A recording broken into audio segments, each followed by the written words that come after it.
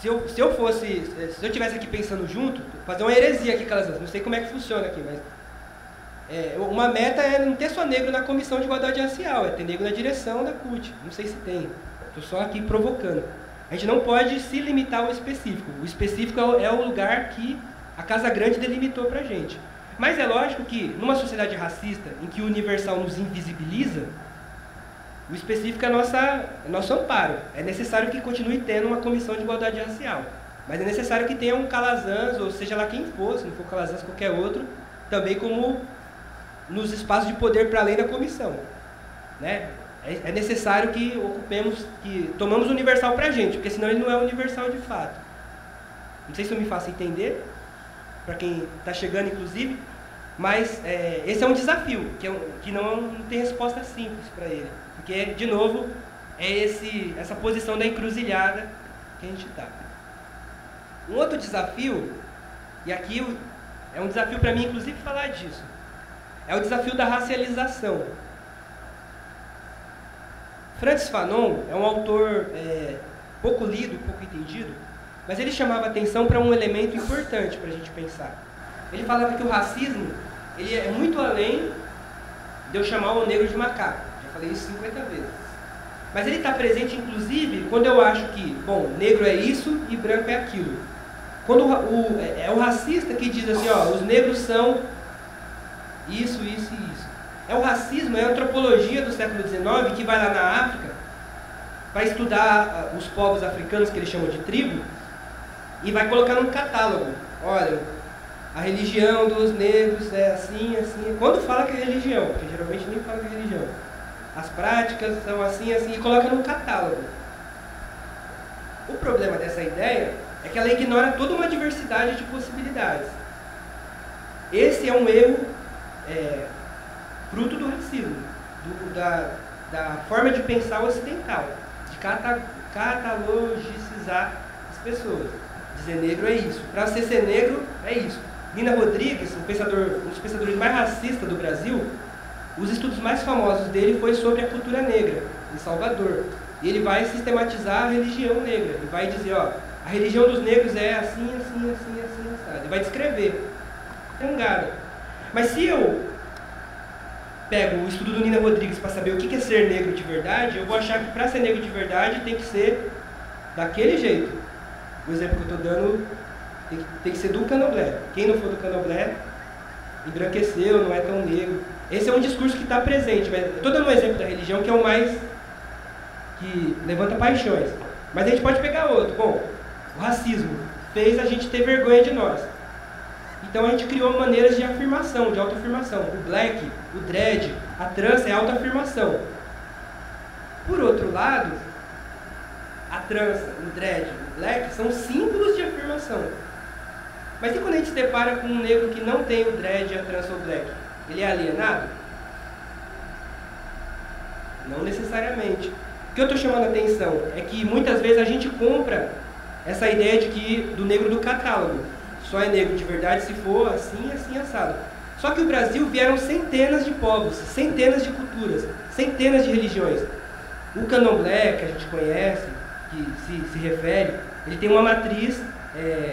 Bom, a história é bem complexa e eu nem manjo tanto para falar, mas ele tem uma matriz muito pautada na Nigéria, embora tenha influência das religiões, das regiões do Congo Angola, das regiões do Daomé, mas a matriz é na Nigéria. Mas veio negro de várias outras partes, com várias outras possibilidades religiosas, islâmicos, católicos.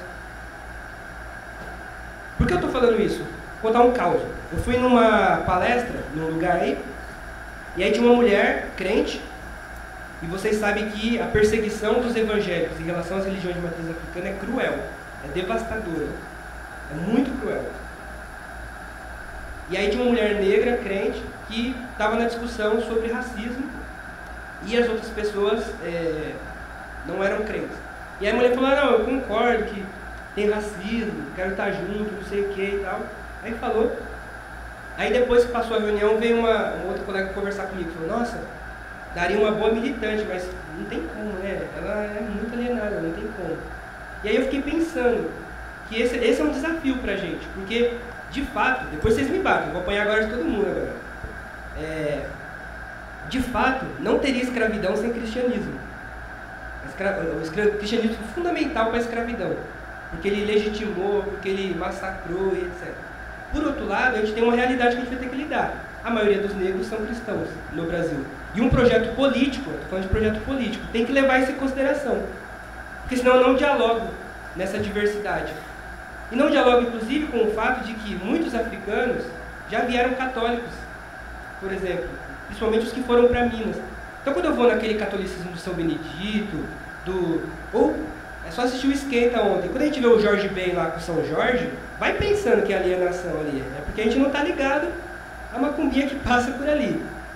O que eu estou chamando a atenção é que também a gente do movimento, aí mais nós, miliano, talvez tenhamos como desafio também repensar o que é esse negro de verdade. Porque nós criamos símbolos de resistência, mas o cabelo, o black, são símbolos. E os símbolos, eles são ressignificáveis, eles se produzem na interação. E que talvez haja a possibilidade de que se criem outros símbolos. Quando a gente vai nos Estados Unidos, por exemplo, onde a religião de matriz africana foi proibida, massacrada, detonada, arregaçada, mas você pega lá o gospel, você tem uma expressão de matriz africana que está presente ali. Olha o barulho. Esse barulho, falar de religião vem esse barulho. Brincadeira. Então o que eu estou chamando a atenção é que a gente tem um desafio, que é pensar a resistência, continuar criando símbolos de resistência, mas com a flexibilidade da encruzilhada, de pensar como é que a gente dialoga com as diversidades de possibilidades de resistência, já que aqueles símbolos que a gente cria talvez não sejam os únicos possíveis.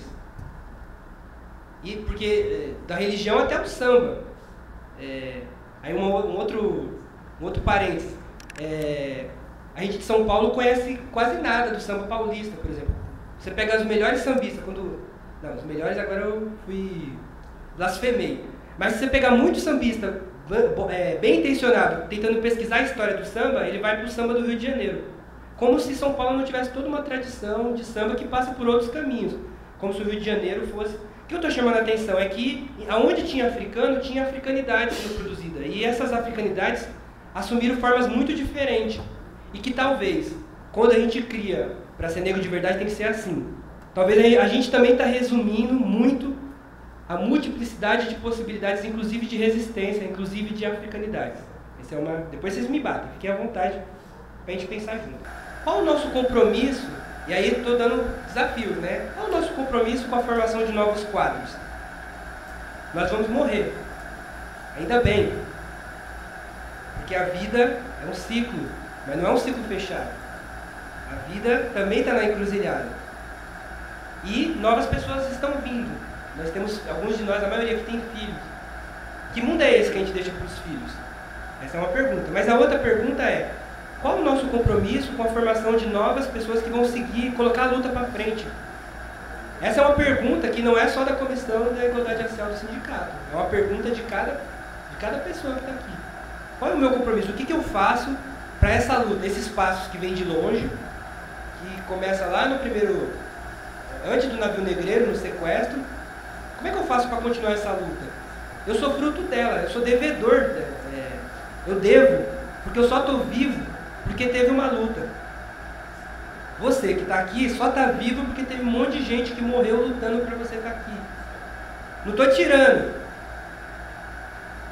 Eu passei na faculdade, tive que estudar pra caramba, perder noite, mas eu só consegui passar porque teve uma luta que possibilitou isso para mim. Uma luta coletiva, que começou desde a minha mãe lavando roupa lá, até o militante que eu nem conheço, que abriu, que criou a situação. Então eu sou devedor, eu só existo porque porque eu só existo no nós. Nós somos devedores.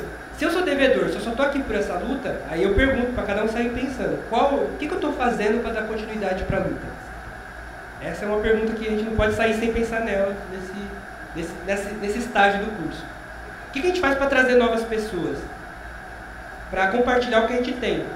Porque um dos pressupostos da ancestralidade é pensar no futuro, é pensar que eu continuo vivo a partir do outro. Eu não morro se o outro seguir levar para frente esse legado da qual eu fui parte. Eu continuo vivo pela luta. Então, o que eu estou fazendo para me manter vivo, para além de mim? Vivo no coletivo. No coletivo do agora, mas no coletivo que virá. Essa é uma questão importante para a gente pensar a africanidade.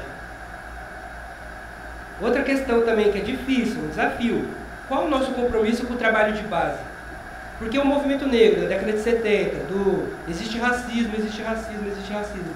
Quando chega nos anos 2000, uma parte importante do movimento vai para os espaços institucionais, para criar a Lei 10.039, para criar a política de saúde da população negra, para criar o Projeto Brasil Quilombola. E esse passo foi fundamental. Por outro lado, nós enfraquecemos muito na relação com os outros negros que estão fora desse espaço. E aí eu sempre falo isso, na hora que o racismo fala assim, tô nem aí pra você, tô nem aí, esse negro que está no espaço de poder, fala, não, mas se você não colocar essa lei em prática, eu vou. Aí o racismo fala assim, você vai o quê? O negro, militante, olha para trás, quem está com ele? Porque isso é uma constatação cruel, que para chegar ali, esse negro que é assessor, que é secretário, que é deputado, teve que ir ralar muito, abrir mão de muita coisa para conseguir estar ali. E ele é fruto de uma conquista também. Muitas vezes o movimento deixa ele sozinho, podia estar mais perto. Mas o que eu estou chamando a atenção é que enquanto movimento social, nós nos afastamos dos espaços de base, dos espaços onde a maioria dos negros ainda se encontram. Esse é um desafio. Não sei se vocês acompanham o jornal, mas no ano passado teve uma emissora de televisão que publicou na reportagem uma charge. Sabe charge? Aquele desenho da pessoa distorcida? Todo mundo sabe, né? Tem um jornal na Europa que publicou uma charge do profeta Maomé, tipo, ridicularizando o profeta Maomé. O que aconteceu no dia seguinte? Guerra. Os caras iam quebrar tudo. Tudo. Não só na Europa, nos Estados Unidos, na Ásia, na África. Os caras ameaçaram quebrar. Como assim? Foi um vídeo.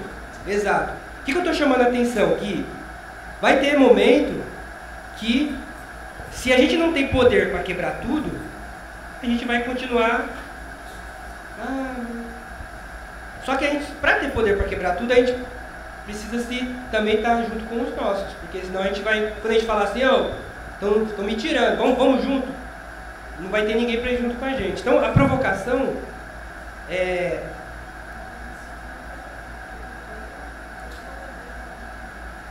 Ótimo exemplo. As manifestações de junho daria também um curso, porque ela teve vários momentos. O Calazans está lembrando que o movimento negro estava lá, mas ele foi invisibilizado. Mas é isso, né? O que eu estou chamando a atenção para a gente pensar é que nós temos responsabilidades nesse processo que implica, inclusive, pensar onde estamos, para onde vamos. Para além disso, em relação à comunicação, por exemplo, pensando na encruzilhada aqui, a gente está falando de limites e possibilidades e limites. Tentando fugir aqui do cartesianismo positivista ocidental, judaico-cristão, greco-romano. Cada novo problema cria novas possibilidades, é a dialética da vida. E a gente está num momento que, por um lado, as pessoas estão mais isoladas. Você pega um ônibus, está todo mundo aqui assim, digitando. Por outro lado, novas possibilidades de comunicação surgem, de conexões, novas possibilidades de articulações.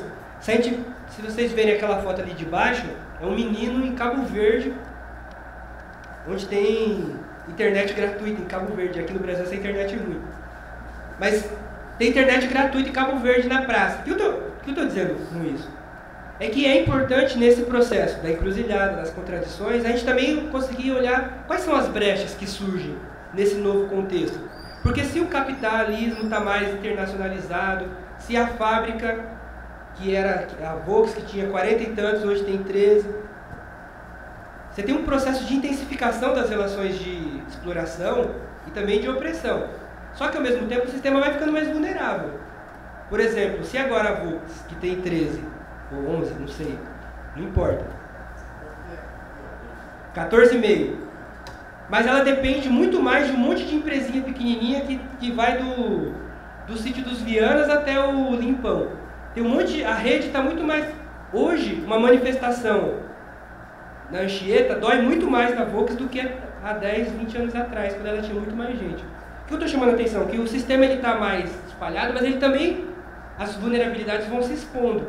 Hoje, o poder, o Big Brother, vocês sabem que é um livro, vem de um livro chamado 1984, um livro belíssimo, todo mundo devia ler, mas que é esse poder que tudo vê e que está em todo lugar. Aliás, inspirado na própria Bíblia, no Apocalipse, tem a ideia da besta de 2 chifres, que seria um dos sinais dos fins dos tempos, seria o poder demoníaco que estaria em todos os lares, que iludiria, que diria para as pessoas como elas têm que ser.